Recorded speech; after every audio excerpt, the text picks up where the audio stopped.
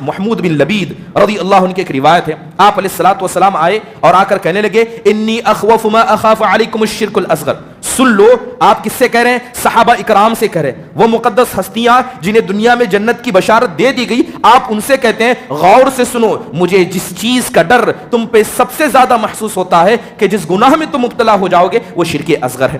پھر آپ صلی اللہ علیہ وسلم فرماتے ہیں کہ وقت آئے گا کہ اللہ قیامت کے دن لوگوں کو بلائے گا اور لوگوں کو ان کے عمل کا بدلہ دیتا رہے گا. تو اللہ کچھ لوگوں کو بلائے گا اور کہے گا کہ تم نے یہ کام فلاں کو دکھانے کے لیے، اس کو دکھانے کے لیے کہا تھا، جاؤ اگر وہ تمہیں ثواب دے سکتے ہیں تو ان سے ثواب لو، میرے پاس تمہارے اس عمل کا کوئی ثواب. شرک اصغر اس لیے بھی خطرناک ہے کہ جو بھی انسان چاہے نیکی آسمان بھر کر کیوں نہ ہو، زمین بھر کرنے کی کیوں نہ ہو، اگر اس نیکی میں کسی نے شرک کو ملایا وہ نیکی اللہ کے پاس برباد ہے، اللہ اس کا کوئی ثواب نہیں دے گا.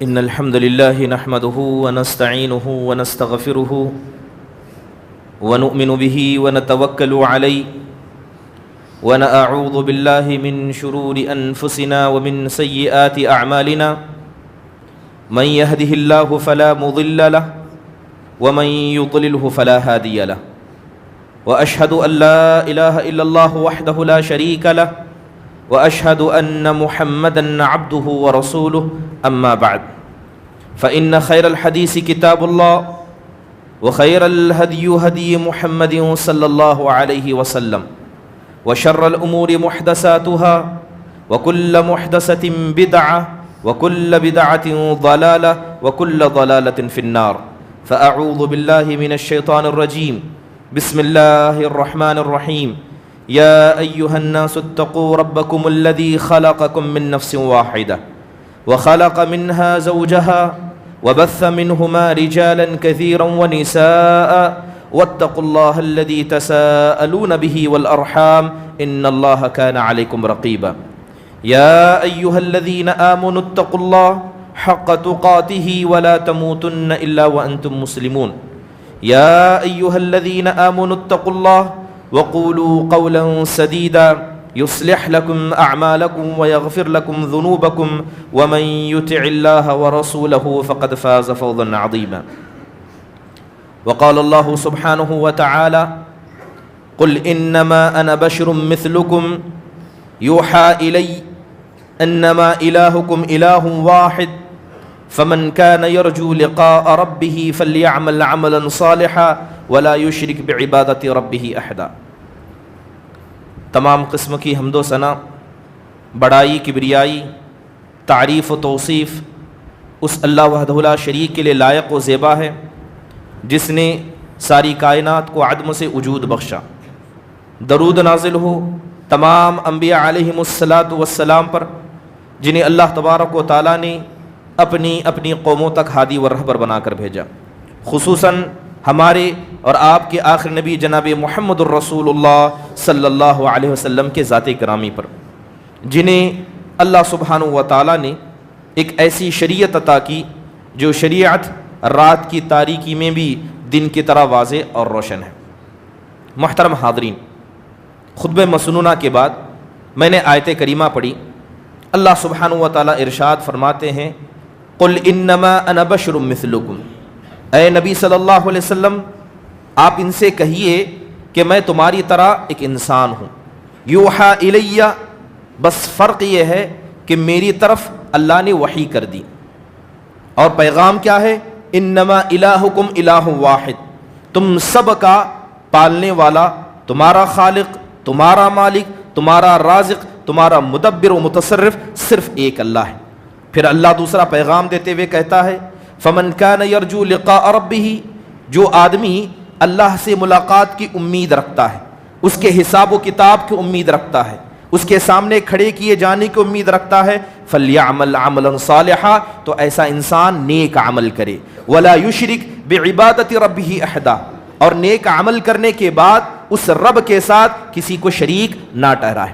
محترم حاضرین، ایک جگہ اللہ یوں فرماتا ہے فلا تجعلوا للہ اندادا وانتم تعلمون، کہ لوگوں تم اللہ کے ساتھ کسی غیر کو اس کے برابر نہ سمجھو، اس کے مقابلے میں لا کر کھڑا نہ کرو جبکہ تمہیں پتا ہے کہ یہ غلط ہے، تمہیں پتا ہے کہ یہ شرک ہے، اس کے بعد بھی تم اس عمل کو نہ کرو. محترم حاضرین، آج کا جو عنوان ہوگا وہ شرک اصغر کے حوالے سے ہوگا۔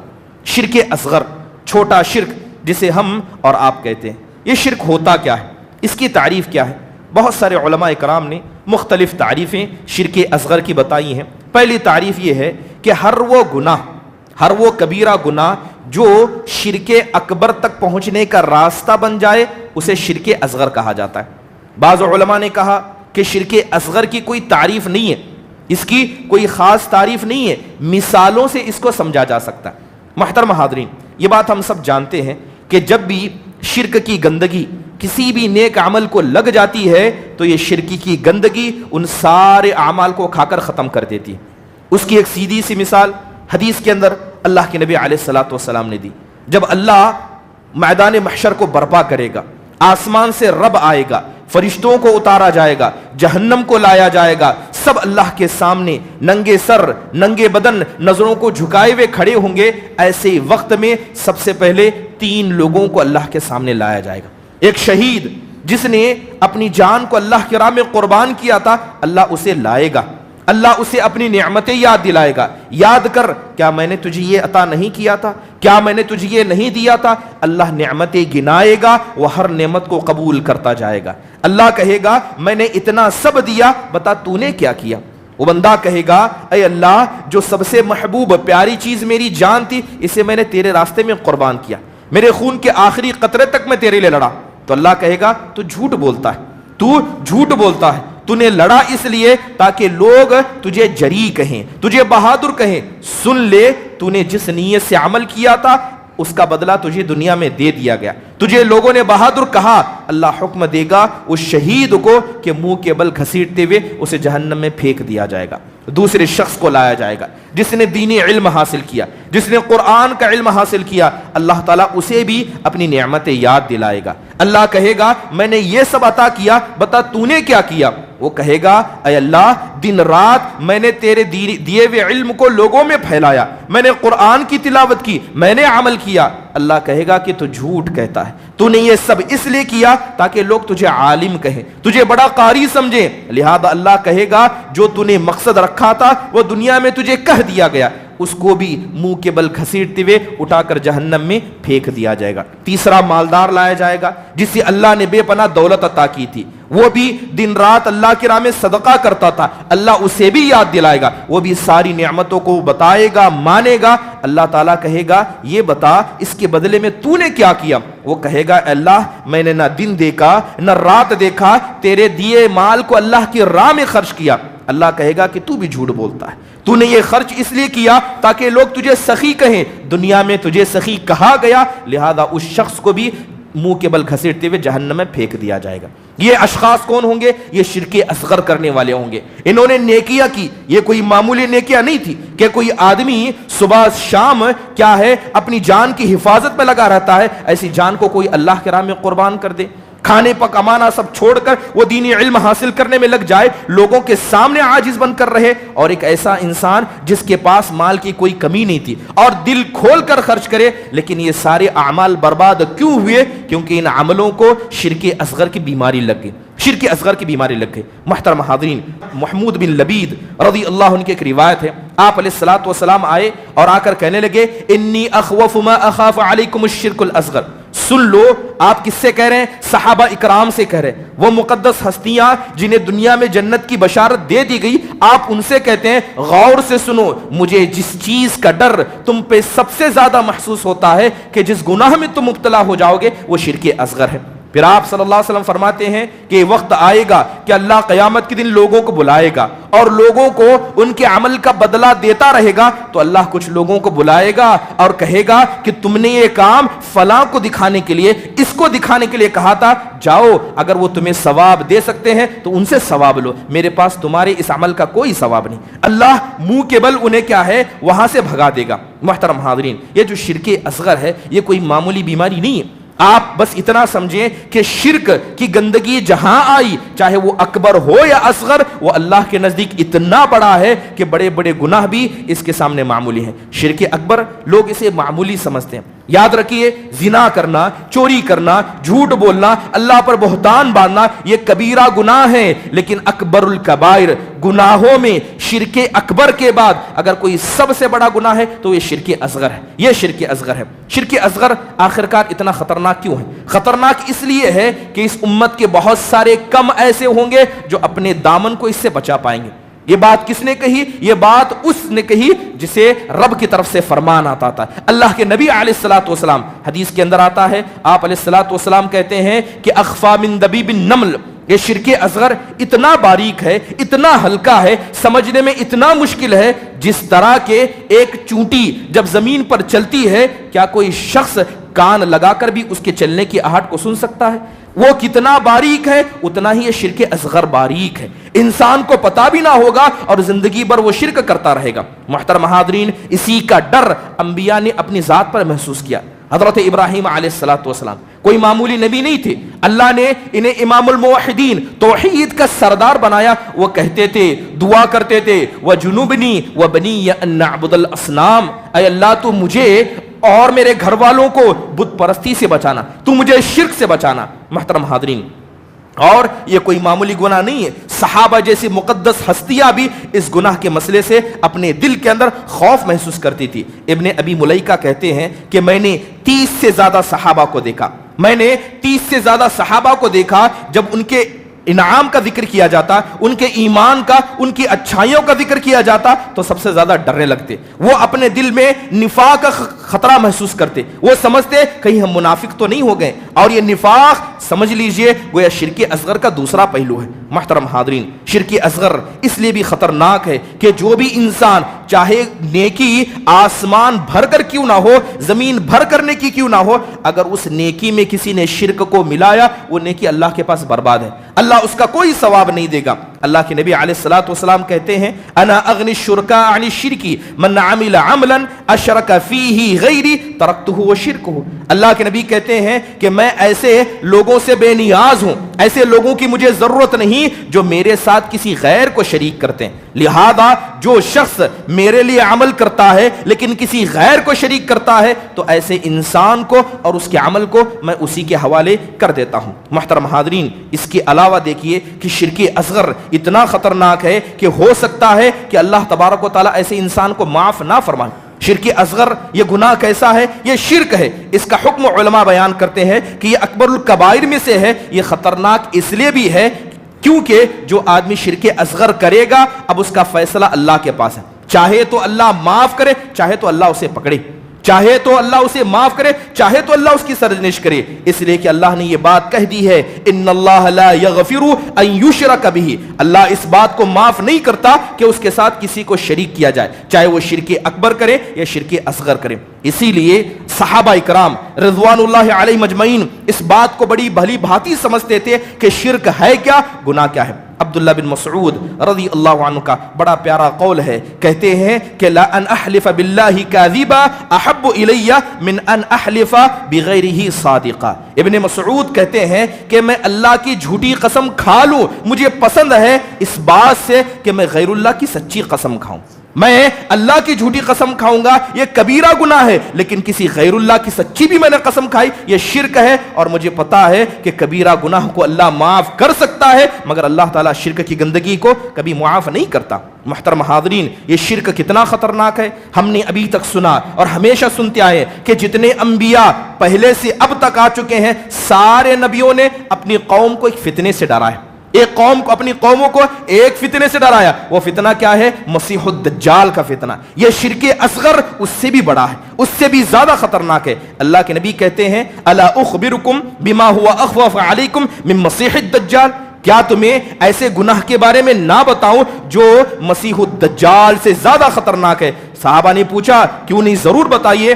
آپ نے کہا الشرک الخفی، کہا کہ وہ ہلکا شرک ہے کہ ایک انسان نماز پڑھنے کے لیے کھڑا ہو جاتا ہے، نماز اللہ کے لیے پڑھتا ہے مگر اچانک لوگوں کو دیکھ کر اپنے رکوع کو لمبا کر دیتا ہے، اپنے سجدے کو لمبا کر دیتا ہے، اپنے کھڑنے کی پوزیشن کو چینج کر دیتا ہے۔ اللہ کے نبی علیہ الصلوۃ والسلام کہتے ہیں کہ یہ ریاکاری، یہ شرک اصغر کیا ہے؟ یہ مسیح الدجال کے فتنے سے زیادہ خطرناک ہے۔ محترم حاضرین، شرک اصغر کو سمجھنا ضروری ہے۔ اب شرک اصغر ہے کیا؟ چلیے کچھ مثالیں آپ کے سامنے بیان کر دیتا ہوں. ان مثالوں کو غور سے سنیں. مثالوں کو سننے کے بعد اپنے نفس کو ٹٹولیں اور اللہ سے عہد کریں, اللہ تعالیٰ سے گفتگو کر کے دیکھیں کہ کتنے لوگ حقیقت میں اس شرک سے بچے ہوئے اور اس سے ہم بول کیا ہے بہت نادا ہے. محترم حاضرین, شرک اصغر کی 3 قسمیں ہیں.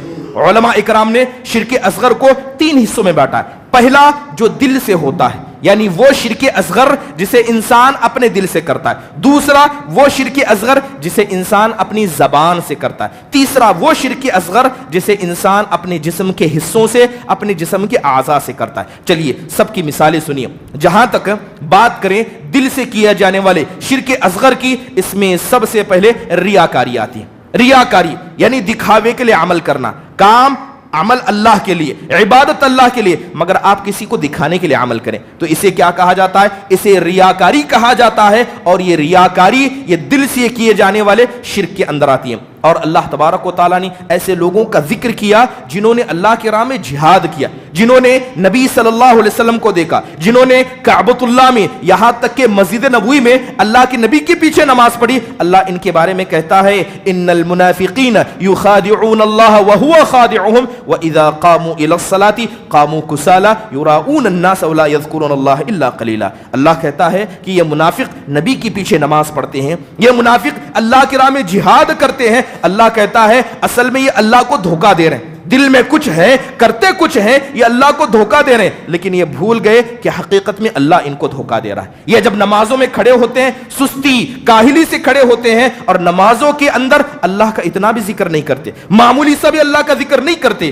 اللہ تعالیٰ نے ان کا ذکر کر کے کہا کہ ایسے لوگ کبھی اللہ تعالیٰ کے پاس کامیاب نہیں ہو سکتے. ایک حدیث کے اندر مثال دی گئی, قرآن کے اندر اللہ نے مثال دی. کن لوگوں کی مثال دی؟ جو ریاکاری کرتے ہیں. اللہ تعالیٰ کہتا ہے جیسے کہ ایک چٹیل پتھر ہے, ایک سخت پتھر ہے, اس سخت پتھر پر تھوڑی سی مٹی گری ہے, تھوڑی سی مٹی گری ہے. منافق اور ریاکار جب اس مٹی کو دیکھتا ہے تو کہتا ہے یہ تو بڑی اچھی زمین ہے, یہاں پر میں کھیتی کروں گا, یہاں پر میں پھل اگاؤں گا, لیکن وہ بھول جاتا ہے کہ وہ مٹی تھوڑی سی ہے اور ایک چٹیل پتھر پر ہے. اچانک ہوا آ جائے, بارش گر جائے, وہ مٹی بہ جاتی ہے اور سخت پتھر بچ جاتا ہے. اللہ تعالیٰ کہتا ہے یہ دکھاؤں کا نتیجہ ہے. یہ دکھانے والے, دوسروں کو دکھا کر عمل کرنے والے, یہ ایسے ہی ہے, ان کے عمل بڑے ہی تھوڑے ہیں, لیکن جس دن فیصلے کا دن ہوگا ان کے عمل اور ان کے دل اس پتھر کی طرح سخت ہو جائیں گے. محترم حاضرین, اللہ کے نبی علیہ الصلوۃ والسلام نے حدیث کے اندر نتیجہ بیان کیا, بلکہ بعض علماء نے کہا کہ اللہ کے نبی نے بد دعا دی. آپ فرماتے ہیں من یسمع اللہ بہ ومن یرائی یرائی اللہ بہ, کہ جو آدمی لوگوں کے کانوں کو خوش کرنے کے لیے عمل کرتا ہے, شہرت پسندی کے لیے عمل کرتا ہے, اللہ تعالیٰ اس کے عمل کا ثواب شہرت کے ذریعے دے دیتا ہے. جو دکھانے کے لیے عمل کرتا ہے اللہ اس کا بدلہ اس دکھاوے کے ذریعے دیتا ہے. محترم حاضرین, جو ریاکاری ہوتی ہے وہ 3 قسم کی ریاکاری ہوتی ہے. سب سے پہلے انسان کیا ہے اپنے عمل کے ذریعے ریاکاری, جیسے مثال کے طور پر عمل کے ذریعے ریاکاری, نماز پڑھنا. نماز پڑھ رہا تھا, لوگوں نے دیکھا آڑا ٹیڑا کھڑا تھا, فوراً اپنے کھڑنے کی پوزیشن کو چینج کر لیا, رکوع لمبا کر دیا, سجدہ لمبا کر دیا, لوگوں کو دیکھ کر قرآن کی اور اچھے سے تلاوت کر رہا ہے, تو یہ عمل سے کیا جانے والا شرک ہے.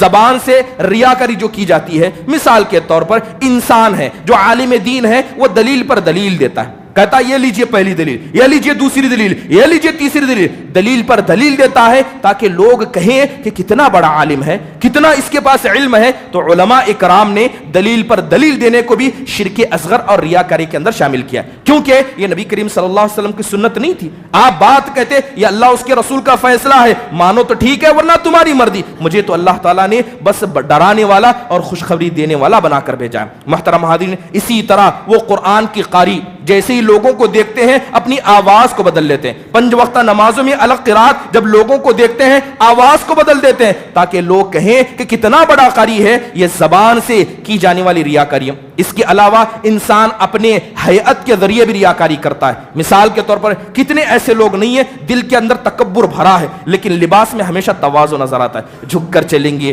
پیار سے ملیں گے, لیکن جانتے ہیں کہ ان کے دل کے اندر تکبر بھرا ہے. یہ ہیئت کے ذریعے, اپنے دکھاوے کے ذریعے کیا ہے ایسے لوگ ریاکاری کرتے ہیں. محترم حاضرین, دل سے کیے جانے والے شرک اصغر کے اندر پہلی چیز ریاکاری. دوسری چیز جو دل سے کیے جانے والے شرک اصغر کے اندر آتی ہے کہ انسان عبادت کرے اللہ کی مگر اس سے دنیا کا فائدہ چاہے.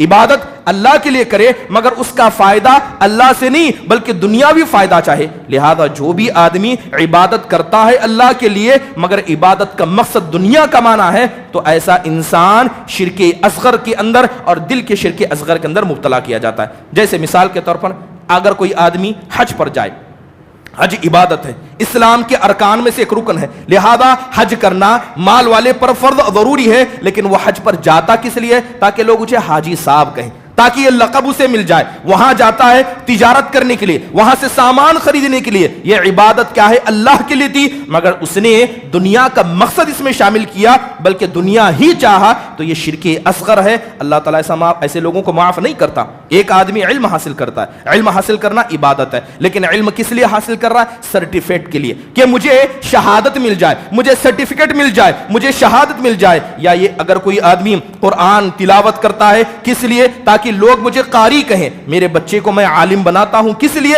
تاکہ لوگ میرے بچے کو بھی عالم کہیں. یا اخلاص نہیں. یاد رکھیے یہ سارے اعمال دنیا دین کے ہیں مگر انسان دنیا کا فائدہ اس سے چاہتا ہے اور صرف دنیا چاہتا ہے تو یہ شرک اصغر کے اندر آتا ہے. یہاں تک کہ اگر کوئی آدمی اللہ کی راہ میں لڑنے کے لیے نکلے کس لیے؟ تاکہ جو مال مل جائے اس مال سے فائدہ اٹھائے تو ایسا آدمی بھی اس کے اندر شامل ہو جاتا ہے. اللہ تبارک و تعالی بڑا ہی برا فیصلہ ایسے لوگوں کے بارے میں سناتے ہوئے کہتا ہے من کان یرید الحیات الدنیا وزینتها نوفی الیہم اعمالهم وهم فیہا لا یبخسون. اللہ کہتا ہے کہ جن لوگوں نے دنیاوی زندگی کو ہم سے چاہا ہم نے ان کے اعمال کا بدلہ دنیا میں انہیں دے دیا. پھر اللہ کہتا ہے اولئک الذین لیس لهم فی الآخرۃ الا النار. اور ایسے لوگوں کے لیے آخرت کے دن سوائے جہنم کے کچھ نہیں ہے. ان کے عمل کو اللہ برباد کر دے گا اور ایسے لوگ نقصان اٹھانے والوں میں سے ہوں گے. محترم حاضرین، علم کے حوالے سے اللہ کے نبی کہتے ہیں من تعلم علما مما یبتغى به وجه اللہ، کہ جو آدمی علم اس لیے حاصل کرتا ہے جو علم اللہ کو راضی کرنے کے لیے حاصل کیا جانا چاہیے، لا يتعلمه الا ليصيب به عرضا من الدنيا. علم اس لیے حاصل کرتا ہے تاکہ اس کے ذریعے نوکری پا سکے، اچھا وظیفہ پا سکے، کسی مسجد کو لے لے، کسی مقام کو حاصل کر دے. یہ نیت ہے تو اللہ کے نبی کہتے ہیں لم يجد عرف الجنہ، ایسا انسان جنت کی خوشبو تک نہیں پا سکے گا. تو آپ دیکھیں کہ یہ اعمال یہ اللہ کی عبادت ہے. حج کرنا عبادت ہے. بہت سارے لوگوں کو دیکھا جاتا ہے روزہ کیوں رہتے ہیں؟ روزے رکھنے کے بہت سارے فائدے ہیں. بڑا فائدہ یہ ہے کہ اس سے ہماری بیلی فیٹ کم ہو جاتی ہے، انسان تندرست ہو جاتا ہے، اس کی وجہ سے چربی گل جاتی ہے. لوگ دنیاوی فائدے گنانے لگتے ہیں. کیا سچ میں اللہ نے روزے کو اس لیے فرض کیا؟ نماز پڑھیے صاحب، نماز پڑھنے سے انسان کی ہڈی مضبوط ہوتی ہے، صبح میں اٹھنا بھی ہو جاتا ہے، سب کام ہو جاتا ہے. نماز کو اللہ تعالیٰ نے اس لیے لاگو نہیں کیا تھا. یہ نماز عبادت ہے، یہ روزہ عبادت ہے، یہ حج عبادت ہے، علم حاصل کرنا عبادت ہے. لیکن جو آدمی ان عبادتوں کو دنیا کمانے کا ذریعہ بنائے یہ دل سے کیے جانے والے شرک اصغر کے اندر آتا ہے. محترم حاضرین، بہت سارے لوگوں کو دیکھا ہے گرمی کا وقت آتا ہے تو بڑے آرام سے وضو کرتے ہیں. ٹھنڈی کے وقت میں جلدی جلدی وضو کر کے بھاگ گئے، گرمی آ گئی بڑی آرام سے وضو کرتے ہیں. پوچھا جاتا ایسا کیوں کرتے ہیں تو بڑے شان و شوکت سے کہتے ہیں کہ گرمی بڑی تیز ہے، جتنے دیر وضو کریں گے جسم کو ٹھنڈک پہنچ جائے گی. یہ بھول جاتے ہیں کہ یہ وضو عبادت ہے. یہ جسم پر پانی ڈالنا، منہ میں کلی کرنا، پیر کو دھونا یہ عبادت ہے. ہم اپنے شوق کے لیے اپنے جسم کو ٹھنڈا کرنے کے لیے سب نہیں کرتے ہیں. محترم حاضرین، اور ایک دوسری بات اس کے اندر یہ ہے کہ اگر کوئی آدمی کوئی یہ کام جیسے نماز ہو، روزہ ہو، حج ہو، زکات ہو، علم حاصل کرنا، یہاں تک کہ اللہ کے راہ میں جہاد کرنا کیوں نہ ہو، یہ اللہ کے لیے کرے مگر ساتھ میں دنیا کا فائدہ بھی چاہے. یعنی اس کی نیت میں یہ خلوص ہے، تھوڑا سا ہے، پورا نہیں ہے. مطلب وہ چاہتا ہے کہ اللہ بھی خوش ہو جائے اور چاہتا ہے کہ دنیا کا بھی فائدہ ہو جائے، یعنی دونوں کو لے کر چلتا ہے. تو علماء نے اس کو مباح قرار دیا. اگر کوئی آدمی صرف دنیا کے لیے کرے تو یہ شرک اصغر ہے. لیکن اگر کوئی آدمی اللہ تعالیٰ کی رضامندی بھی چاہتا ہے، دنیا کا تھوڑا فائدہ بھی چاہتا ہے تو یاد رکھیں اسے علماء نے مباح قرار دیا ہے. مگر اس کے ساتھ ساتھ جو عمل صرف اللہ کے لیے تھا، اگر دنیا کا تھوڑا بھی فائدہ آپ نے چاہا تو اس کی وجہ سے ثواب کم ہو جاتا ہے، اس کا ثواب کم ہو جاتا ہے. بڑی مشہور حدیث ہے، اس کی مثال یوں ہے. اللہ کے نبی علیہ الصلوۃ والسلام کہتے ہیں ان الغزاة اذا غنموا غنیمۃ تعجلوا ثلثی اجر اجرهم فان لم يغنموا شيئا تم لهم اجرهم. اللہ کے نبی علیہ الصلوۃ والسلام کہتے ہیں اللہ کے راستے میں نکلنا, لڑنا, جہاد کرنا یہ ایک نیک عمل ہے, لیکن اگر کوئی آدمی اس لیے کرتا ہے تاکہ اس کے ذریعے اسے مال ملے, چلیے مان لیجئے اس نے اللہ کی خاطر ہی نکلا تھا مگر تھوڑا سا اسے مال مل گیا, چاہا نہیں تھا بغیر چاہے مال مل گیا, تو اللہ کے نبی کہتے ہیں 1/3 ثواب ایسے لوگوں کا کم ہو جاتا ہے. اور اگر کوئی اللہ کی راہ میں جائے اسے کچھ نہ ملے اس کا ثواب مکمل ہوتا ہے. تو گویا اگر کوئی آدمی نیک عمل کر رہا ہے, دنیا کا فائدہ بھی چاہتا ہے, تو دنیا کا جتنا فائدہ چاہے گا اتنا ثواب اس عمل کا کم ہو جائے گا. محترم حاضرین, اس کے علاوہ دل سے کیے جانے والے شرک اصغر کے اندر آتا ہے اسباب پر زیادہ اعتماد کرنا, اسباب پر, اپنی طاقت پر, اپنی دولت پر, اپنی صلاحیت پر زیادہ انسان کیا ہے بھروسہ کرے, اللہ تبارک و تعالیٰ کی ذات کو بھول جائے. جیسے کہ مثال کے طور پر بڑی بڑی موٹی مثالیں دے کر سمجھاتا ہوں,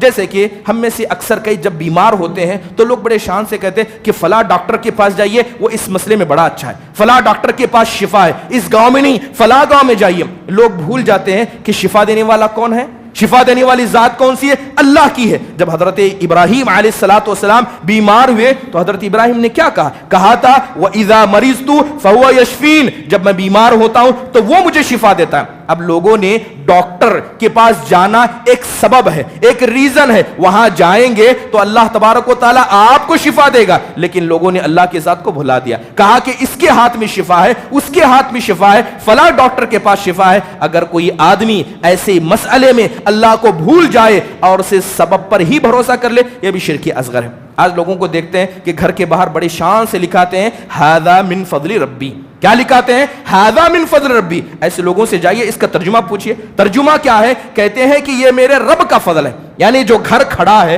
جو پیسہ آپ نے خرچ کیا ہے, جو بلڈنگ کھڑی ہے, یہ کیا ہے, میرے رب کا فضل ہے. یہ انہوں نے لکھا باہر ہے, جا کر پوچھئے کہ آپ نے بلڈنگ بڑی اچھی بنائی ہے, آپ نے تعمیر بڑی اچھی کی ہے, تو کہتے ہیں صاحب یہ تو ہمارے سالوں کی محنت ہے.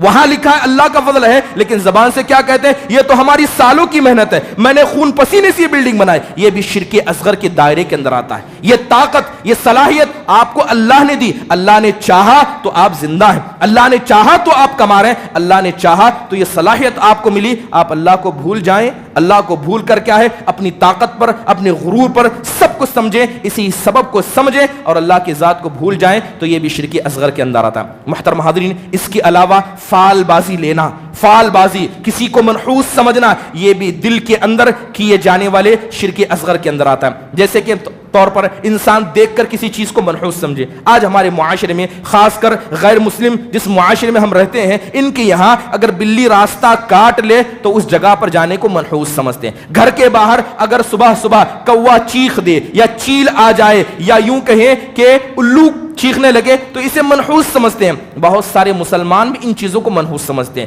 اللہ تبارک و تعالیٰ نے جس چیز کو برا نہیں بنایا ہے, آپ اس کے اندر برائی ڈھونڈے, یہ بھی شرک اصغر کے اندر آتا ہے. سنی ہوئی چیزوں کو منحوس سمجھنا. ایک انسان گھر سے باہر نکل رہا تھا, کوئی آدمی چلا رہا تھا ہائے نقصان, ہائے بربادی. گھر سے نکل رہا ہے اور سب سے پہلا کلمہ کیا سنتا ہے, ہائے بربادی. فوراً اپنے پیروں کو پیچھے لے لیتا ہے. کہا میں گھر سے نکل رہا ہوں, سب سے پہلے میں نے ایکسیڈنٹ کے بارے میں سنا, میں نے بربادی کے بارے میں سنا, لہذا فوراً واپس چلا گیا. اس کو منحوس سمجھا. بعض لوگ کیا ہے سفر کے مہینے کو منحوس سمجھتے ہیں, اور بہت سارے تو ایسے ہیں جو رمضان کے مہینے کو بھی منحوس سمجھتے ہیں. رمضان کا مہینہ آ جائے, اس میں شادیاں نہیں کی جاتی ہیں, رمضان کے مہینے میں یہ کام نہیں کیے جاتے کیونکہ یہ کام دوسری وقت کے لیے. محترم حاضرین, یاد رکھیں اگر کوئی آدمی اس طرح کا عقیدہ رکھتا ہے یہ بھی شرک اصغر ہے. چلیے اگر معاشرے کی مثال دوں, نئی نئی دلہن گھر میں آئی, بہو گھر میں آئی, آتے ہی چند دن میں گھر میں کسی کا انتقال ہو گیا. اللہ معاف فرمائے, ہماری خواتین اپنی زبان سے نکالتی ہے کہ یہی منحوس ہے, اسی کے آتے ہی گھر میں انتقال ہو گیا. یہ شرک اصغر ہے.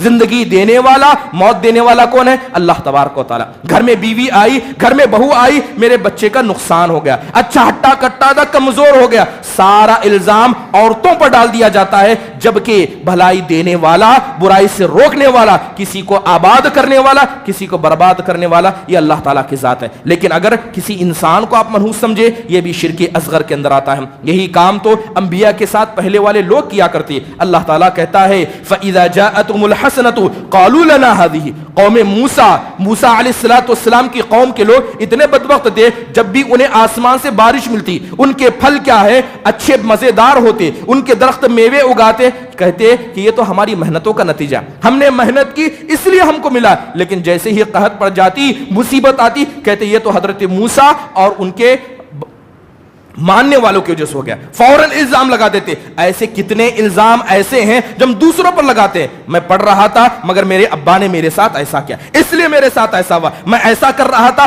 تم نے منع کیا اس لیے ایسا ہوا۔ یاد رکھیے جب کوئی آدمی اس طرح کی فال بازی کو اپنی زبان کا کیا ہے ترہ بنا دیتا ہے، ہر وقت فال بازی کو استعمال کرتا ہے، یہ شرک اصغر کے جملے ہیں، ہر انسان کو اس سے بچنا چاہیے۔ محترم حاضرین، اس کے علاوہ چلیے ایک شرک اصغر ہوتا ہے جو انسان اپنے افعال سے، اپنے ہاتھ پیر سے کرتا ہے، اس کے اندر سب سے پہلے آتا ہے رقیہ شرکیہ، شرکی رقیہ کرنا۔ رقیہ کہتے کہ ہیں، رقیہ کا مطلب یہ ہے کہ کچھ کلمات کو پڑھنا، کچھ کلمات کو پڑھنا جس کے ذریعے آئی ہوئی مصیبت کو بھگانا ہو یا آنے والی مصیبت کو روکنا ہو، اسے رقیہ کہا جاتا ہے۔ رقیہ شرعیہ کیا ہے؟ اللہ تبارک و تعالیٰ کی آیتوں کو، نبی صلی اللہ علیہ وسلم کی مذکور کردہ دعاؤں کو انسان مصیبت آنے پر یا مصیبت سے بچنے کے لیے جو رقیہ کرتا ہے، اس رقیہ کو رقیہ شرعیہ کہا جاتا ہے۔ ایک رقیہ شرکیہ بھی ہوتا ہے، ایک رقیہ شرکیہ ہوتا ہے، جیسے بہت سارے لوگوں نے کیا ہے ایسے تعویذ گنڈے پہن لیے، تعویذ گنڈے یا یوں کہیں جادو ٹونے کا سہارا لیا جنات کو بھگانے کے لیے، یہ سارا کا سارا رقیہ شرکیہ ہے۔ حضرت عوف بن مالک رضی اللہ عنہ اللہ کے نبی علیہ الصلوۃ والسلام کے پاس آئے اور کہنے لگے کننا نرقی فی الجاہلیہ، اے اللہ کے نبی صلی اللہ علیہ وسلم، جب ہم جاہلیت کے زمانے میں تھے ہم ایک دوسرے کی تکلیفوں پر رقیہ کیا کرتے تھے، کیا اب بھی کر سکتے ہیں؟ آپ کی اس میں کیا رائے؟ اللہ کے نبی نے کہا اعرضوا علی رقاکم، پہلے پڑھ کر سناؤ کہ کیا پڑھتے تھے۔ پھر آپ نے فرمایا کہ ایسے رقیے میں کوئی حرج کی بات نہیں ہے جس کے اندر شرک نہ ہو، جہاں شرک کی گندگی پائی جائے وہاں پر رقیہ کرنا جائز نہیں ہے۔ تو اللہ کے نبی علیہ الصلوۃ والسلام منع فرمایا کرتے ہیں۔ حضرت عبداللہ بن مسعود رضی اللہ عنہ کام کے لیے باہر جایا کرتے، ایک مرتبہ حضرت عبداللہ بن مسعود گھر میں داخل ہوئے تو کیا دیکھتے ہیں کہ ان کی بیوی ایک یہودی عورت کے ساتھ بیٹھی ہے اور ان کے گلے میں ایک کالا دھاگا باندھا ہے۔ حضرت عبداللہ بن مسعود داخل ہوئے تو پوچھا کہ یہ کالا دھاگا کیا ہے؟ تو کہنے لگی حضرت زینب جو عبداللہ بن مسعود رضی اللہ عنہ کی بیوی تھی، کہنے لگی یہ یہودی عورت ہے، مجھے بخار تھی، لہذا بخار سے بچنے کے لیے اس نے اس دھاگے میں مجھے رقیہ یعنی دم کر کے دیا، لہذا میں اس کو پہن رہی ہوں۔ حضرت عبداللہ بن مسعود آگے گئے، اس کالے دھاگے کو نکالا اور پھینکتے ہوئے کہا کہ عبداللہ بن مسعود اور ان کے خاندان والے اس شرک سے پاک ہیں، ہمیں یہ شرک نہیں چاہیے، لہذا داغے باندھنا۔ اور آج اس کا ایک نیا سیمپل نکلا ہے کہ دیکھا جاتا ہے ہمارے گھر کے اندر جب کوئی انسان نیا گھر خریدتا ہے، غیر مسلموں کو آپ نے دیکھا ہوگا گھر کے باہر شیطان نامی ایک صورت لگا دیتے ہیں، ایک کالی صورت بھڑاؤنی شکل لگا دیتے ہیں۔ بہت سارے لوگ اپنے گھر کے باہر نیمو مرچی لٹکا دیتے ہیں، اور ہماری گھر کی عورتیں جب بچہ پیدا ہو جاتا ہے تو گھر میں گال میں کالا ٹیکا لگا دیتی ہے، کاجل لگا دیتی ہے۔ کس لیے؟ کیونکہ یہ کالا ٹیکا، یہ کاجل اس کو نظر بد سے بچائے گا۔ یہ شرک اصغر ہے، یہ ہاتھ سے کیا جانے والا شرک اصغر ہے۔ گاڑی خریدیں غیر مسلموں کو دیکھ کر، کتنے نام نہاد مسلمان یہ سارے کام کرتے ہیں، یہ سب کے سب شرک اصغر ہے۔ اور یاد رکھیے اللہ اس کے رسول صلی اللہ علیہ وسلم اس شرک سے پاک ہے۔ محترم حاضرین، حضرت عقبہ بن عامر رضی اللہ عنہ کہتے ہیں کہ میں 10 لوگوں کو لے کر مسلمان ہو چکے تھے، لے کر اللہ کے نبی کی مجلس میں آیا، کہا اللہ کے نبی یہ مسلمان ہو چکے ہیں۔ اللہ کے نبی ایک ایک کو بلاتے، ہاتھ پر بیعت لیتے، کہتے کہ بیعت کرو، وعدہ کرو کہ اللہ کے ساتھ شرک نہیں کرو گے، یہ نہیں کرو گے، وہ نہیں کرو گے۔ 9 لوگ آئے، اللہ کے نبی نے 9 لوگوں کے ہاتھ پر بیعت لی۔ 10واں انسان آیا، اللہ کے نبی نے اپنے ہاتھ کو کھینچ لیا، آپ نے اس کے ہاتھ پر بیعت نہیں کی۔ حضرت عقبہ بن عامر کو بڑا تعجب ہوا، آ کر اللہ کے نبی سے پوچھا اے اللہ کے نبی آپ نے ان سے بیعت کیوں نہیں لی؟ اللہ کے نبی نے ان کو بلایا، ان کے گلے میں ہاتھ ڈال کر ان کے گلے سے دھاگے کو نکالا اور کہا کہ یہ تعویذ لٹکانا شرک ہے، یہ تعویذ لٹکانا شرک ہے۔ اللہ کے نبی نے ایسے شخص پر بیعت کرنے سے بھی انکار کر دیا جو شرک اصغر کا مرتکب ہو جائے۔ محترم حاضرین، زمانے جاہلیت میں اس طرح کے بے شمار شرک پائے جاتے تھے۔ حضرت رویفہ رضی اللہ عنہ بڑی لمبی عمر انہوں نے پائی، اللہ کے نبی نے دعا دی تھی، اللہ کے نبی نے حضرت رویفہ سے کہا یا رویفہ لعل الحیات ستطول بک بعدی، اے رویفہ مجھے امید ہے کہ تمہاری زندگی بڑی لمبی ہوگی، جب تک زندہ رہو گے لوگوں سے کہہ دینا کہ جس انسان نے اپنی داڑھی میں گانٹھ لگائی، جس نے اپنے جانوروں کے گلے میں پٹا باندھا، یا جس نے اپنی تلوار پر نشان بنایا، میں اور شریعت محمدیہ ایسے انسان سے باز ہیں، ہمارا ان سے کوئی تعلق نہیں ہے۔ زمانے جاہلیت کے اندر لوگ اپنی داڑیوں میں گانٹ لگایا کرتے، اسے برکت یا منحوس کا ذریعہ سمجھا کرتے۔ بہت سارے لوگوں کو دیکھا جاتا ہے، غیر مسلموں کو دیکھا جائے، گاڑی لی نشان لگا دیا، موبائل لیا نشان لگا دیا برکت کے لیے۔ تو یہ سارے کام کیا ہے؟ شرک اصغر کے اندر آتے ہیں، اور اللہ اس کے رسول اس کو پسند نہیں کرتے۔ اس کے علاوہ شرک اصغر کے اندر جو انسان اپنے جسم سے کرتا ہے، فعل سے کرتا ہے، یہ تبرک حاصل کرنا، چیزوں سے برکت لینا۔ یاد رکھیے اسلام میں انہی چیزوں سے آپ برکت لے سکتے ہیں جس کو شریعت نے برکت لینے کا ذریعہ بنایا۔ جو چیز شریعت کے اندر برکت لینے کی نہیں ہے، اگر کوئی آدمی اس کو برکت کی چیز سمجھتا ہے، یہ شرک ہے، اور یہ شرک اصغر کے اندر آتا ہے۔ جیسے مثال کے طور پر کسی بھی درخت کو آپ برکت کی جگہ سمجھے، کسی پتھر کو برکت کی جگہ سمجھے، مٹی کو برکت والی سمجھے، کسی دیوار کو برکت والی سمجھے، یہاں تک کہ اگر کوئی آدمی مدینہ سے مٹی لائے، اللہ معاف فرمائے، جائیں ہمارے مسلمانوں کو دیکھے مکہ مدینہ جاتے ہیں تو وہاں سے مٹی اٹھا کر لاتے ہیں اور کہتے ہیں کہ مٹی کیا ہے؟ برکت والی ہے۔ یہ مٹی کو برکت والا سمجھنا جسے نہ اللہ کے رسول نے برکت کہا نہ صحابہ نے برکت سمجھا، یہ شرک ہے، یہ شرک اصغر ہے۔ یہاں تک کہ بہت سارے لوگ جاتے ہیں، جب کعبۃ اللہ کے پاس جاتے ہیں تو بہت ساری خواتین اپنے دوپٹوں کو، بہت سارے نام نہاد مسلمان اپنے ٹوپیوں کو نکال کر کعبۃ اللہ کی دیوار سے رگڑتے ہیں اور اس کو برکت سمجھتے ہیں، یہ بھی شرک اصغر ہے۔ یہ کعبۃ اللہ کی دیوار، یہ پتھر ہے، یہ انسان کو فائدہ نقصان نہیں دے سکتی۔ اللہ معاف فرمائے، کتنے نام نہاد مسلمان ہیں جاتے ہیں کعبۃ اللہ کی زیارت کے لیے، وہاں ایک پتھر ہے جسے حجر اسود کہا جاتا ہے۔ حجر اسود یہ بتایا ہے، صحیح ہے کہ یہ پتھر زمین پر آیا تھا، جنت سے آیا ہے، اور یہ بھی صحیح ہے کہ گناہوں کی وجہ سے یہ کالا ہو گیا۔ لوگ سمجھتے ہیں کہ ہم جائیں گے اسے بوسہ دیں گے یہ ہمارے گناہوں کو چوس لے گا۔ جو آدمی یہ عقیدہ رکھتا ہے وہ شرک کر رہا ہے، وہ شرک اصغر میں مبتلا ہے۔ حضرت عمر بن خطاب رضی اللہ عنہ، ان سے بڑھ کر کوئی توحید سمجھنے والا تھا؟ حضرت عمر بن خطاب رضی اللہ عنہ آئے حجر اسود کے سامنے کھڑے ہوئے اور اشارہ کر کے کہتے ہیں، اے پتھر مجھے پتا ہے کہ تو پتھر ہے، کہتے ہیں کہ مجھے پتہ ہے کہ تم پتھر ہو، خدا کی قسم اگر اللہ کے نبی کو میں نے تجھے بوسہ دے کے نہیں دیتا، میں کبھی بوسہ نہیں دیتا۔ ہم بوسہ دیتے ہیں اس لیے کہ اللہ کے نبی نے دیا تھا، برکت کی نیت سے بوسہ نہیں دیتے۔ کتنے مسلمان ہیں جو جا کر یہ ساری شرکیہ کام کرتے ہیں؟ محترم حاضرین، مکہ مدینہ کی زمین کو برکت والی سمجھنا، وہاں جا کر عمل کرنے میں برکت ہے، وہ زمین برکت والی نہیں ہے۔ اگر کوئی آدمی یہ سمجھے کہ وہاں جو بھی جائے گا اس کا بیڑا پار ہو جائے گا، اگر ایسا ہی تھا تو یہ مشرکین برہنہ طواف مکہ میں کیوں کرتے تھے؟ ان مرد عورت برہنہ طواف کیوں کرتے تھے؟ یہ زمین نے ان کو پاک کیوں نہیں کیا؟ مدینے کے اندر کتنے ایسے صحابہ تھے جنہوں نے مدینہ کو چھوڑا، دعوت کے کام کے لیے، دین علم کو پھیلانے کے لیے مکہ مدینہ چھوڑ کر دوسری جگہ پر گئے۔ ایک بڑی مشہور مثال ہے کہ حضرت ابو الدرداء رضی اللہ عنہ، بڑے معروف صحابی، انہوں نے حضرت سلمان فارسی کو خط لکھا۔ حضرت سلمان فارسی عراق کی طرف تھے، انہوں نے خط لکھا، کہا کہ آپ وہاں کر کیا رہے ہیں؟ حضرت سلمان فارسی کو خط لکھ کر کہا کہ آپ وہ کر کیا رہے ہیں؟ یہ مدینہ اتنی مقدس جگہ ہے، مدینہ اتنی مقدس جگہ ہے، یہاں نبی تھے، یہاں وحی نازل ہوئی، نبی صلی اللہ علیہ وسلم کی جگہ ہے، یہاں آئیے، یہ زمین پاک زمین ہے۔ حضرت ابو الدرداء نے کہا یہ پاک زمین ہے۔ حضرت سلمان فارسی نے جواب میں، خط میں جواب لکھتے ہوئے کہا، ان الارض المقدسہ لا تقدس احدا انما يقدس الانسان عملہ، کہتے ہیں کہ پاک زمین کسی انسان کو پاک نہیں کرتی، انسان کا عمل اسے پاک کرتا ہے۔ جہاں بھی رہے، اگر آپ کا عمل پاک ہے، آپ پاک ہے، وہ زمین پاک ہے۔ یہاں تک کہ کتنے ایسے ہیں مکہ مدینہ میں جا کر اس زمین کو بھی میلا کرتے ہیں، بدعت و خرافات کرتے ہیں، اور یہ ساری چیزیں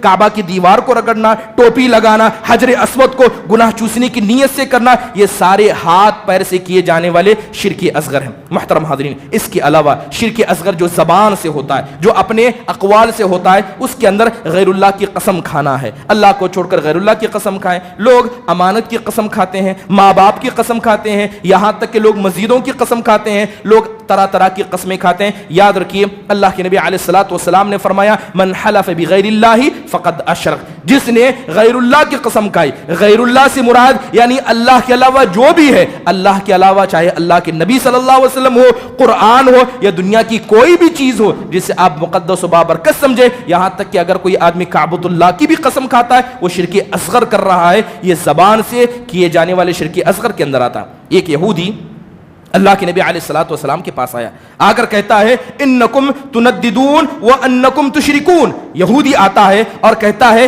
کہ آپ لوگ بھی شرک کرتے ہیں، آپ لوگ بھی اللہ کے ساتھ غیر اللہ کو شریک کرتے ہیں۔ تو اللہ کے نبی نے پوچھا کہ ہم کیا شرک کرتے ہیں؟ تو وہ آدمی یہودی آ کر کہتا ہے میں نے آپ کے ساتھیوں کو کہتے ہوئے سنا کہ آپ کے ساتھی کہتے ہیں ما شاء اللہ و شاء محمد، جو اللہ چاہے اور جو محمد صلی اللہ علیہ وسلم چاہے۔ یعنی جو اللہ چاہے، جو آپ چاہیں، یہ شرک نہیں ہے۔ اللہ کے نبی علیہ الصلوۃ والسلام نے صحابہ کی جماعت کو بلایا اور کہا کہ آئندہ سے جملہ نہ کہنا، بلکہ کہو ما شاء اللہ وحدہ، وہی ہوتا ہے جو اللہ چاہتا ہے۔ اگر کوئی آدمی لفظ اور کے ذریعے اگر کوئی کہے اللہ چاہے اور محمد صلی اللہ علیہ وسلم چاہے، تو یہ لفظ اور چیزوں کو برابر کرنے کے لیے آتا ہے۔ ایک طرف آپ نے اللہ کو، ایک طرف نبی صلی اللہ علیہ وسلم کو لایا اور بیچ میں اور لایا، تو یہ شرک ہو گیا اور یہ شرک اصغر ہے۔ بلکہ کہنا کیا چاہیے؟ جو اللہ چاہے پھر جو محمد صلی اللہ علیہ وسلم چاہے۔ یہ لفظ پھر ترتیب کے لیے آتا ہے۔ آپ نے اللہ کو مقام دیا، اس کے بعد نبی صلی اللہ علیہ وسلم کو مقام دیا، یہ شرک نہیں ہے۔ لیکن جو لفظ اور کے ذریعے انسان شرک کرتا ہے، یہ زبان سے کیے جانے والے شرک اصغر کے اندر آتا ہے۔ اس کے علاوہ محترم حاضرین، بہت سارے لوگ دیکھتے ہیں کہ پیپروں کے اندر جا کر لوگ کیا ہے، اپنے ہاتھوں کو پجاریوں کے سامنے دکھاتے ہیں، اپنا ماتھا دکھاتے ہیں، اپنی تقدیر کے حوالے سے فیصلے کرواتے ہیں۔ طوطا دیکھا، چلیے مذاق میں صحیح اپنی قسمت آزمائی کی جائے۔ پیپر کے اندر دیکھا جاتا ہے کہ اگر آپ کا نام اے سے شروع ہے، آپ کا نام بی سے شروع ہے، تو آج ستارے یہاں ہوئے ہیں، تو آج آپ کے ساتھ یہ ہوگا، آپ کو یہ ملے گا۔ نیوز چینل کے اندر ایسے پروگرام آتے ہیں، لوگ ان کو سنتے ہیں۔ یاد رکھیے کہ جس نے یہ عقیدہ رکھا کہ یہ ستاروں کی وجہ سے، ان طوطوں کی وجہ سے، یا ہاتھ دیکھ کر جو قسمت کے فیصلے کرتے ہیں ان کے وجہ سے صحیح یا غلط ہوتا ہے، ایسے انسان نے شرک اصغر کیا، محترم حاضرین۔ اسی لیے اللہ کے نبی علیہ الصلوۃ والسلام نے بڑے واضح انداز سے کہا تھا، اربع فی امتی من امر الجاہلیہ، 4 چیزیں ایسی ہیں جو جاہلیت کی ہیں مگر میری امت اس کو بڑے اچھے طریقے سے فالو کرے گی۔ الفخر بالاحساب والتعلف بالانساب، اللہ کے نبی نے کہا والاستسقاء بالنجوم والنیاح، اللہ کے نبی نے 4 چیزوں کا ذکر کر کے اس میں تیسری چیز کا ذکر کرتے ہوئے کہا کہ ستاروں کے ذریعے بارش کو طلب کرنا۔ یہ ستارہ یہاں آیا تو اب بارش ہوگی، تب بارش ہوگی۔ محترم حاضرین، ضروری ہے کہ شرک اصغر کی مثالیں آپ نے سنی، ان سے بچنے کی کوشش کریں، اور جو بھی آدمی اس گندگی میں مبتلا ہے، نمازیں، روزے، حج و زکوٰۃ، آپ کا دنیا بھر خرچ کیا مال و دولت، یہ سب اللہ کے سامنے بیکار ہوگا، اس کا کوئی ثواب نہیں ملے گا۔ اللہ تعالیٰ سے دعا ہے کہ اللہ تبارک و تعالیٰ شرک اصغر اور اس کی تمام قسموں سے ہم میں سے ہر شخص کو بچنے کی توفیق نصیب فرمائے۔ اقول قولی ھذا واستغفر اللہ لی ولکم ولسائر المسلمین من کل ذنب فاستغفروہ انہ ھو الغفور الرحیم۔